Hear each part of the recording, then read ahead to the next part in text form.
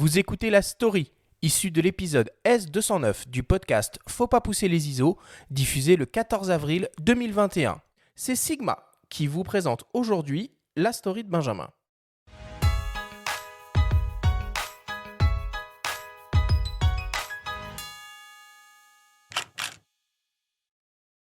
France Photobook est une association qui a pour but de valoriser et défendre la spécificité française en matière d'édition photo. C'est Benoît Vaillant, directeur de Pollen Diffusion, qui initie le projet en 2015 sous le nom de Photobook Social Club. En 2019, l'association est renommée France Photobook. Elle acquiert une dimension internationale sous l'impulsion de Marion Islaine, à l'époque membre de la délégation à la photographie, devenue récemment chef du bureau de la photographie au ministère de la Culture. France Photobook compte 25 éditeurs membres, tous spécialisés dans la photographie. Citons par exemple Actes Sud, La Main Donne, Locaux, Atelier EXB, Textuel ou André Frères Éditions, dont le fondateur est l'actuel président de l'association. Il nous explique les conditions d'adhésion. C'est une association ouverte à tous les éditeurs de livres de photographie dont le siège social est situé en France et produisant au moins 3 titres par an. Au départ, nous n'étions que 12 éditeurs. Aujourd'hui, nous sommes 25, et ceci en très peu d'années. Donc, il faut que l'on fasse aussi un petit peu attention à ne pas grandir trop vite de manière à pouvoir continuer à gérer. André Frères souligne combien le contexte actuel met à mal le secteur de l'édition de livres photos, alors que la culture est reléguée au second plan en France depuis le début de la pandémie.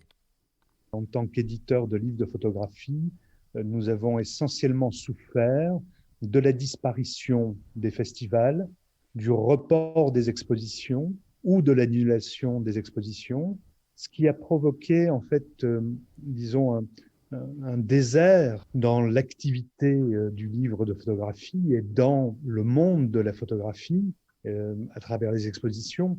Et à partir de là, on en a souffert en librairie, effectivement, pendant le premier confinement, puisque les libraires étaient fermés, mais nous avons continué à en souffrir parce qu'il n'y avait pas de nouveautés, il n'y avait pas de news, il n'y avait pas d'événements. Et les libraires, donc, avaient beaucoup de difficultés à, mettre en avant des livres de photographie pendant cette période. Et ça n'est pas terminé.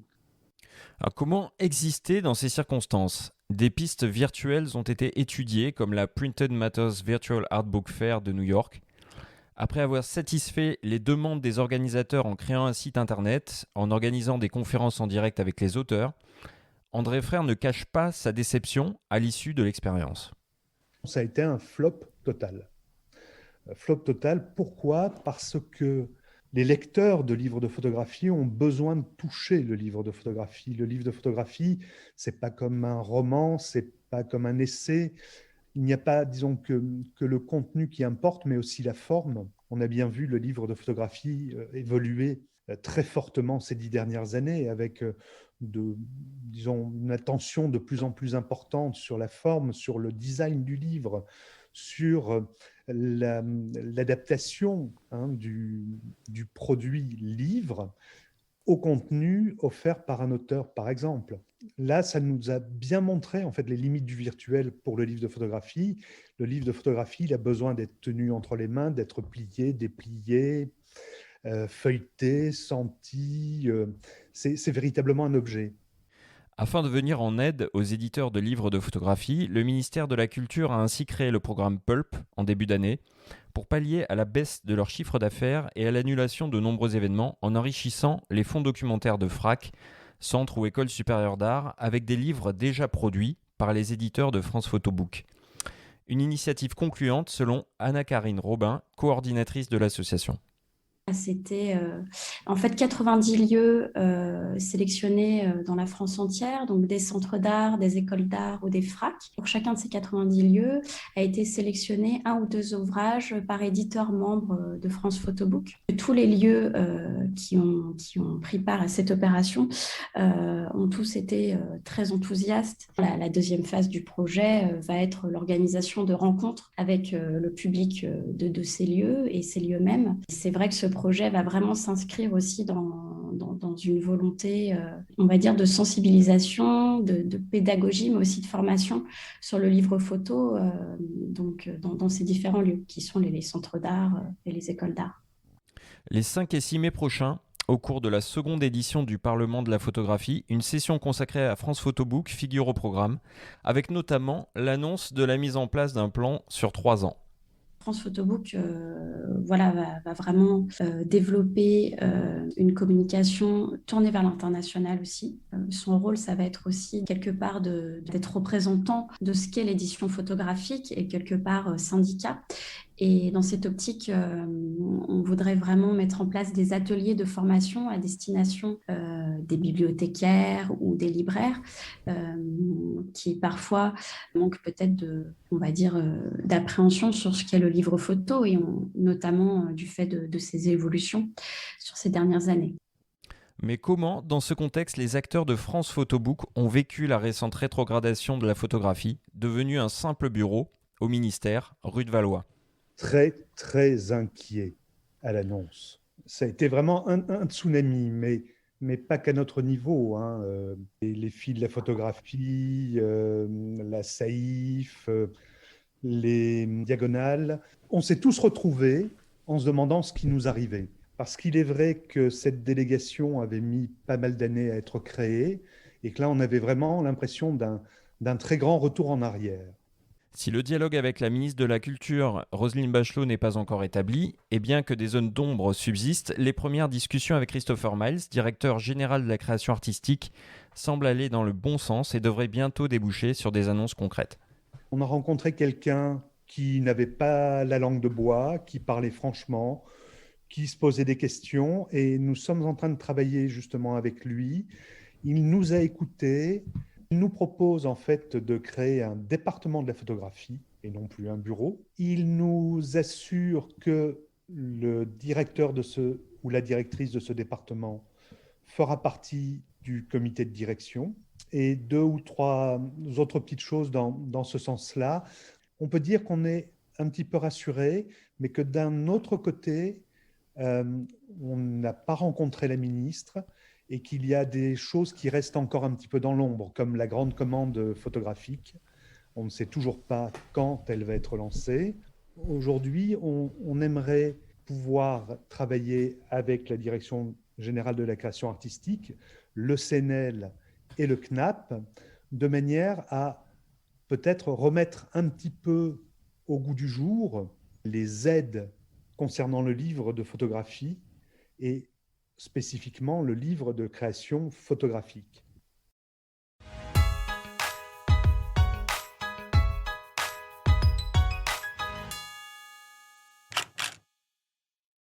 Alors le Parlement de la photographie, Benjamin, c'est quoi exactement ce truc-là ? Oui, je ne sais pas si beaucoup de gens ont déjà entendu parler du Parlement de la photographie. La première édition, elle a eu lieu en 2019, sous l'impulsion du ministère de la Culture. Et la seconde édition, elle va avoir lieu les 5 et 6 mai prochains. Et tout le monde peut y assister virtuellement. Il suffit de s'inscrire sur le site dédié. On mettra un lien dans le sommaire du podcast. Il y aura pendant 2 jours plusieurs tables rondes.